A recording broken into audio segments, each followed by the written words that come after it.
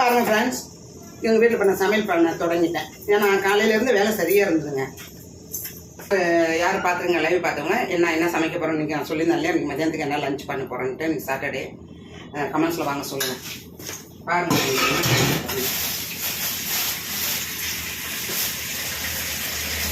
இது பாருங்கண்ணே, நேற்றுக்கு புளிச்சிக்கீரை வாங்கிட்டு வந்து எங்கள் வீட்டுக்கார ஆண்டி இங்கெல்லாம் கொடுத்துருக்காங்க. அழகாக ஆண்டி கொடுத்துருக்காரு.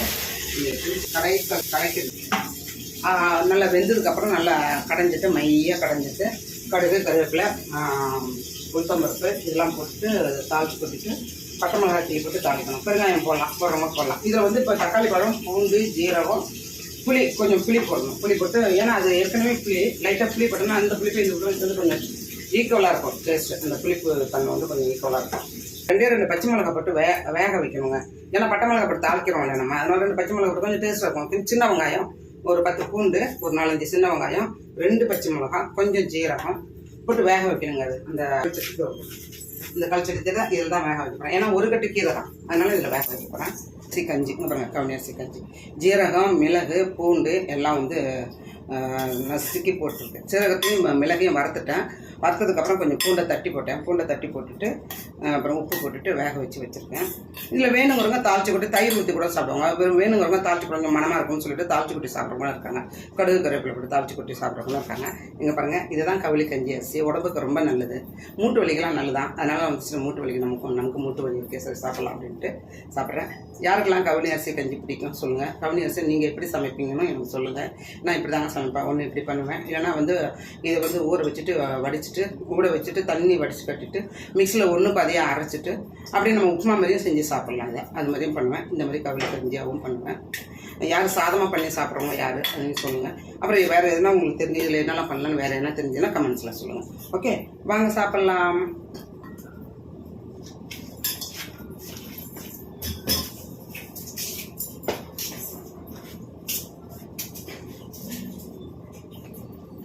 இப்போ இதில் வந்து பூண்டு விட்டுக்கிறேங்க. பூண்டு இனிமேல் 250 ரூபா கிலோ. நிஜமாக பொய்யா தெரியாது. உங்கள் ஊரில் என்ன விலை பூண்டுன்னு சொல்லுங்கள். இங்கே வந்து இவர் சொன்னார் 250 ரூபாய்க்கு வாங்கினேன் அப்படின்னு. ஏமாத்தாங்களா என்னன்னு தெரியல. பாவம் வர ஆம்பளைங்க வாங்க போனால் ஏமாத்தாங்க செய்வாங்க. என்ன விலை பேச மாட்டாங்க அவங்க. சில ஆம்பளையும் விலை பேசுவாங்க, பேச மாட்டாங்க இல்லை. பட் இவர் பாவங்க, அவங்க என்ன விலை சொல்கிறாங்களோ வாங்கிட்டு வருவாங்க. கேட்டால் சொல்லுவார், பாவம் அவங்களும் இவ்வளோ தூரம் போயிட்டு வாங்கிட்டு வண்டி வாடகை கொடுத்து சாப்பாடு செலவு, டீ செலவு, ஆளுங்க கூலி எல்லாம் கொடுத்து தானே வாங்கிட்டு எல்லாம் சேர்த்து நம்மகிட்ட வாங்குவாங்க அப்படின்னு வரைக்கும் என்ன பண்ணுறது. ஒரு வகையில் நியாயமாக தான் தெரியும். பூண்டு பல் ஒரு 10 பூண்டு பல் போட்டுங்க. பச்சை இது சின்ன வெங்காயம் வந்து போட்டேன். பார்த்தீங்கன்னா தெரியும், சின்ன வெங்காயம் போட்டேன். முன்னாடி ஒரு 10 சின்ன வெங்காயம் போட்டிருக்கேன். பூண்டு போடுறேன், ஜீரகம் போடுறோம். ஜீரகம் போட்டுட்டு தக்காளி பழம் போட்டு பச்சை மிளகாய் போட்டுட்டு வேக வைக்கணுங்க. நல்லா வெந்ததுக்கப்புறம் கடையணும். மத்து வச்சு கடைஞ்சிட்டு சாப்பிட்டு கொட்டி சாப்பிடணும். சாதத்தில் போட்டு சாப்பிடலாம், நல்லாயிருக்கும். இன்னொரு கீரையும் பண்ணுறேன். இன்றைக்கி கீரை தான் 2 கீரை வகை சமைக்கிறேன். இன்றைக்கி வேறு சாம்பாரோ ரசமோ அதெல்லாம் தயிர் கீரை எதுவும் கிடையாது. இன்றைக்கி கீரை மட்டும்தான். இன்றைக்கி சனிக்கிழமை. உங்கள் வீட்டில் என்ன சமையல் கமெண்ட்ஸில் சொல்லுங்கள். சரியா? கமெண்ட்ஸில் சொல்லுங்கள். அவ்வளோதாங்க. கொஞ்சம் ஜீரகம் போடுங்க. அரை ஸ்பூன் ஜீரகம் போடுங்க. அரை ஸ்பூன் ஜீரகம்.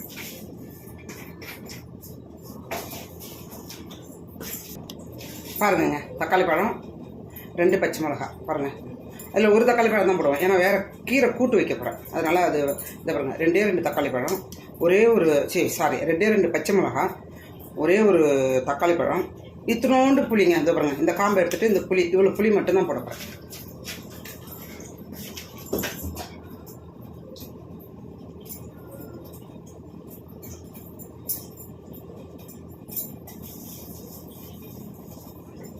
ஒரே ஒரு தக்காளி பழம் தான் போடுறேன்.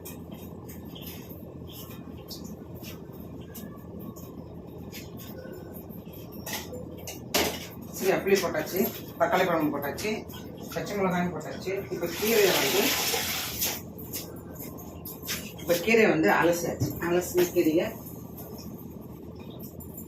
அதெல்லாம் அப்படியே போட்டு வேக வைக்கணும். சீக்கிரம் வந்துடும். புளிச்சிக்கிறது பட்டுன்னு வந்துடுங்க. சும்மா ஒரு கொதி வந்தால் போதும், அப்படியே வந்துடும். பட்டுன்னு வந்துடும் கீரை.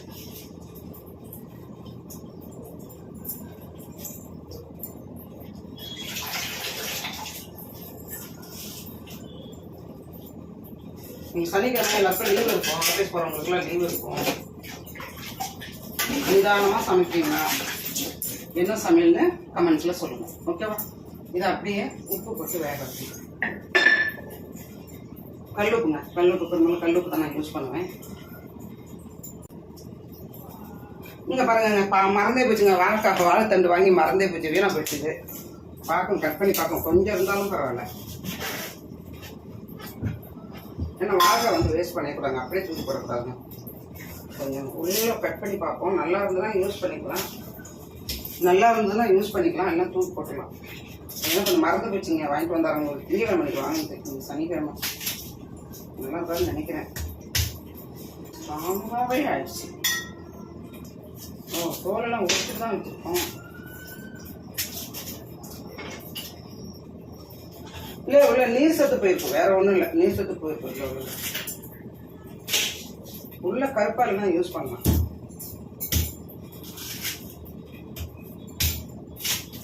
கருப்பா இல்லைங்க, நல்லா இருக்குங்க. மேலே தாங்க காஞ்சி.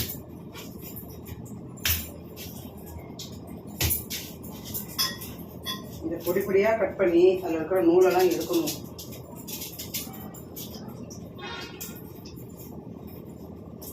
எடுத்துட்டு பாருங்கள், உங்களுக்கு காமிக்கிறேன் பாருங்கள். நல்லா இருக்கா?